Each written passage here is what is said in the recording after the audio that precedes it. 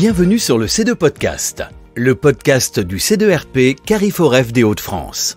Le C2 Podcast qui vous permet de passer un moment en compagnie d'un expert ou bien d'acteurs du terrain pour partager avec eux leur vision, leurs pratiques professionnelles ou encore leurs projets. Son principal objectif consiste à rapprocher les acteurs du monde de l'orientation, de la formation et de l'emploi. Cet épisode fait partie d'une série de mini-podcasts réalisés dans le cadre de Résonance, le forum de l'innovation organisé par le C2RP. Ils sont consacrés au thème de la formation numérique, dans lequel un expert vient vous confier ses convictions et son expérience.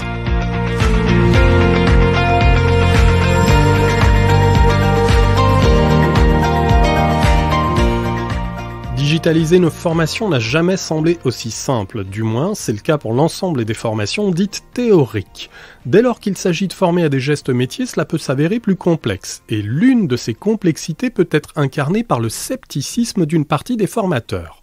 Avec Daniel Frog, qui est notre invité aujourd'hui, découvrons ce qui peut être envisagé, ici, dans un contexte industriel. Daniel, bonjour, et pour commencer, pouvez-vous compléter, s'il vous plaît, votre présentation ? Bonjour Nicolas. Je suis Daniel Frog, je suis responsable et donc en charge d'un centre de formation pour une société dans le domaine de l'industrie, Poquelin Hydraulics. Nous avons aujourd'hui plusieurs usines à l'international et l'objectif du centre de formation est principalement de déployer des formations, des contenus de formation pour tous les collaborateurs Poquelin, principalement en France et partout à l'international. L'équipe aujourd'hui est composée de 5 formateurs avec en plus un relais en Chine qui s'occupe de la plaque Asie. On a 2 sujets qui nous intéressent aujourd'hui. On va commencer avec le premier qui va nous faire remonter à un événement que l'on espère ne plus revivre, c'est le confinement. On en a même eu plusieurs. Cela vous a contraint à une animation totale à distance.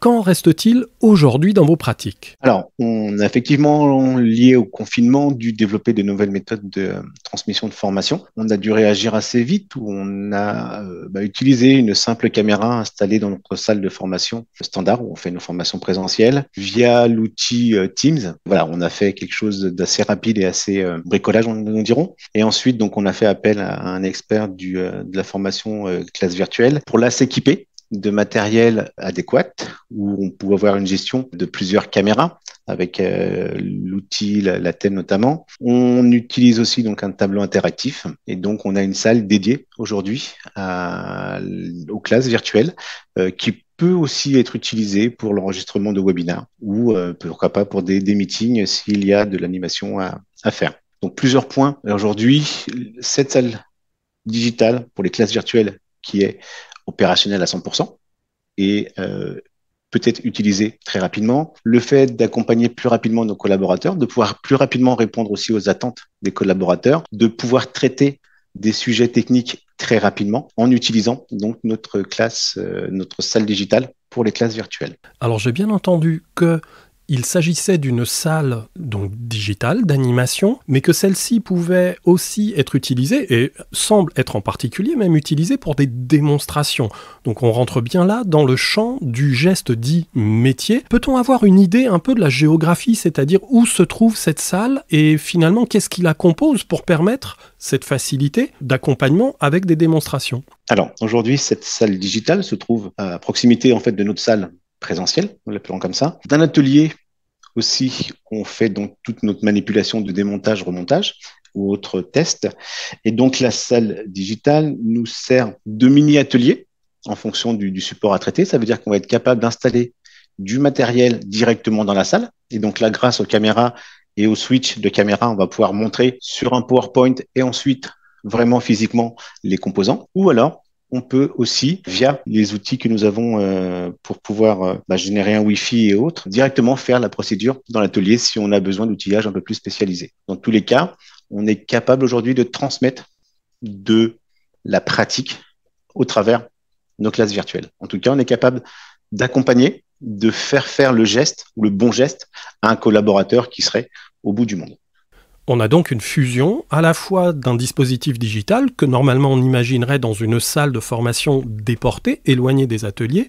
Or, dans ce que j'entends, il s'agit véritablement de rapprocher le digital, et ce qui permet son animation, des ateliers en tant que tels.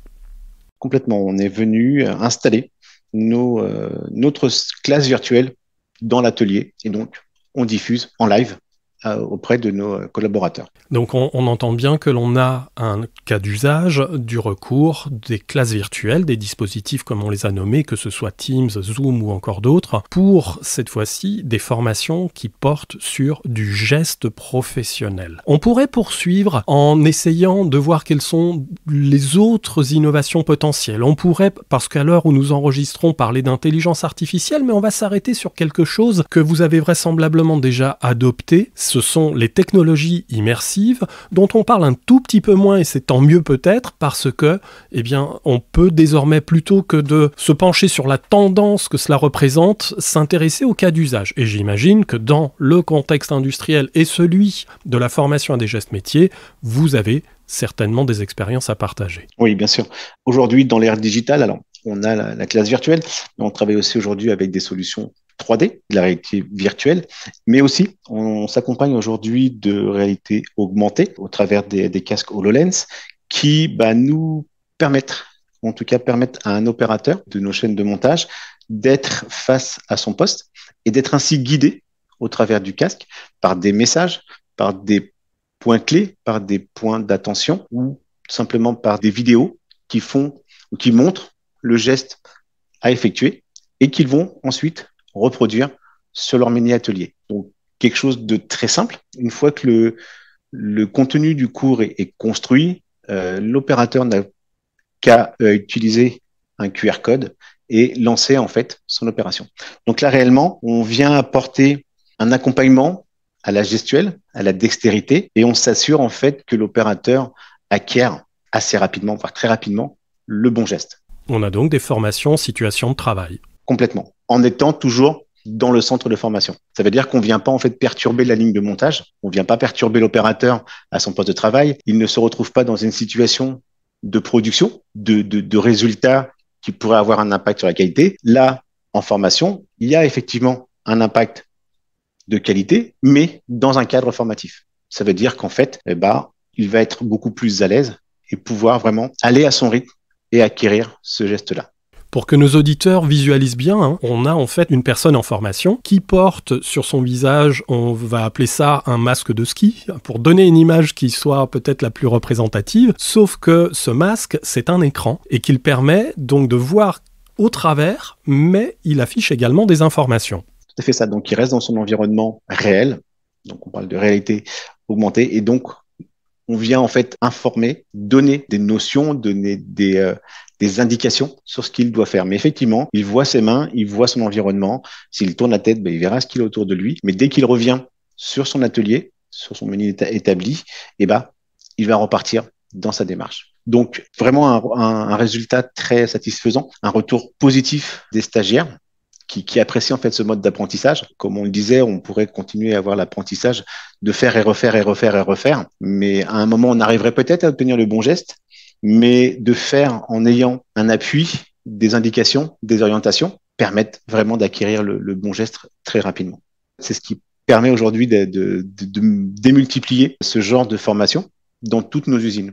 Et aujourd'hui, les opérateurs de nos usines travaillent et apprennent tous de la même façon. Et on est quasiment certain aujourd'hui que dans l'usine aux US comme dans l'usine en Chine, ils sont capables en fait d'appliquer les mêmes process d'assemblage, donc la même gestuelle pour que on puisse vraiment avoir des produits qui soient assemblés tous de la même façon avec le même niveau de qualité. Parce que ce sont des dispositifs connectés. Vous pouvez donc depuis le siège de votre entreprise, ou en tout cas là où vous vous trouvez, piloter des personnes qui se trouvent, comme vous l'avez dit, par exemple aux États-Unis. Et aussi, on utilise le casque HoloLens, ce casque de ski. On va l'utiliser aussi pour faire de la téléassistance, dirons-nous. Ça veut dire que un opérateur de maintenance qui serait face à une machine ou face à une ligne de montage et un assemblage, on va en fait pouvoir à distance lui communiquer les informations. C'est-à-dire que lui, sur son terrain, va nous montrer ce qu'il a sous les yeux, quelle est sa difficulté, quel est le point bloquant, et nous, à distance, on va pouvoir l'aiguiller et le remettre en fait sur les bons rails pour qu'il puisse finir son opération. On pourrait poursuivre encore longtemps, mais malheureusement, cet épisode touche à son terme. Daniel, un grand merci pour votre participation. Un grand merci également à nos auditeurs qui retrouveront cet épisode sur le site internet du C2RP sur l'ensemble des plateformes d'écoute. Nous vous donnons rendez-vous au prochain épisode.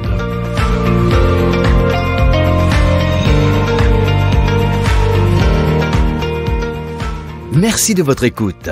Si vous avez apprécié cet épisode du C2 Podcast, n'hésitez pas à le partager avec vos collègues ou avec toute personne pour laquelle il sera intéressant et utile. Laissez-nous librement un commentaire, posez-nous vos questions sur le sujet traité par le podcast ou encore faites-nous part de vos idées pour un prochain C2 Podcast.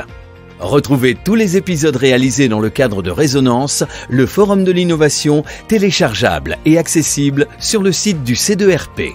Et pour ne rien manquer de notre programmation, abonnez-vous au C2 Podcast sur vos plateformes préférées. Apple Podcast, Deezer, Spotify, vous ne manquerez aucun épisode.